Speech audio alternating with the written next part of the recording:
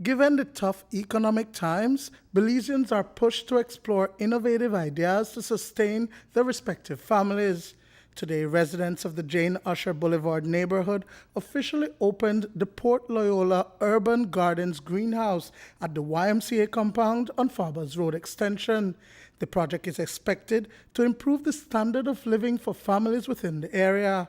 With the support of social activist Cynthia Ellis-Topsy and UA's Open Campus's Jane Bennett, the container gardening project is expected to provide nutritious foods to the participants as well as a source of income. I have been a facilitator to connect them with other communities that have overcome and that have been determined and to change the face of our communities.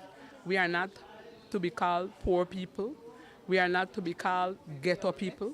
We are not to be called bad people. We are not to be called criminal people. That's my mission and that is my passion, to change the conversation. So this is a program not just about plants and food sovereignty. It's about raising the dignity of our people and telling the story differently. One of UI's mandate regionally is to be involved in our community. We're not just about the academics. And so I thought very hard about what could really be impactful in our community. I spoke to a few people and I had this idea of a bucket garden in the good old days 5 years ago. It evolved through the influence of the Ministry of Agriculture and their technologies, that what I really needed to focus on was container gardening, not just bucket.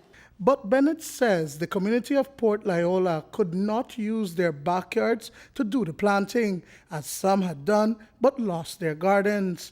So it evolved into a greenhouse through funding from the GEF Small Grants Program of $50,000 launched almost a year ago. With cooperation from Ministry of Agriculture, the community is learning techniques to grow fruits and vegetables within their homes. It's bigger than a nursery. It's a grow house. It's like you'll actually grow plants in there. They'll be producing fruits, and the community will be able to benefit from that. We taught them that there has been one training in total urban gardening where they were taught about from planting to even making their own type of fertilizer that they could use on their plants. And the best soil and all yes, everything. Mixed soil mixtures, everything. The training was a total comprehensive package. The water and fertilizers are being fed to the seeds through a water irrigation process installed inside the greenhouse. Already planted are tomatoes, sweet peppers, and mint, which are expected to be ready by June. Project coordinator Janet Cutkelvin says that of the 100 families surveyed, 25 will benefit in its first phase.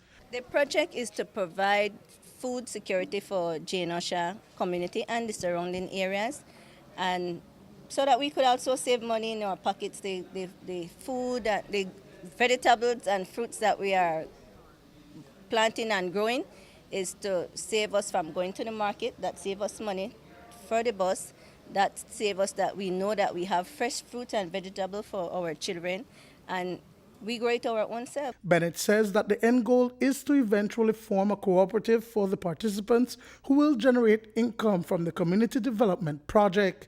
Duane, Moody for News 5.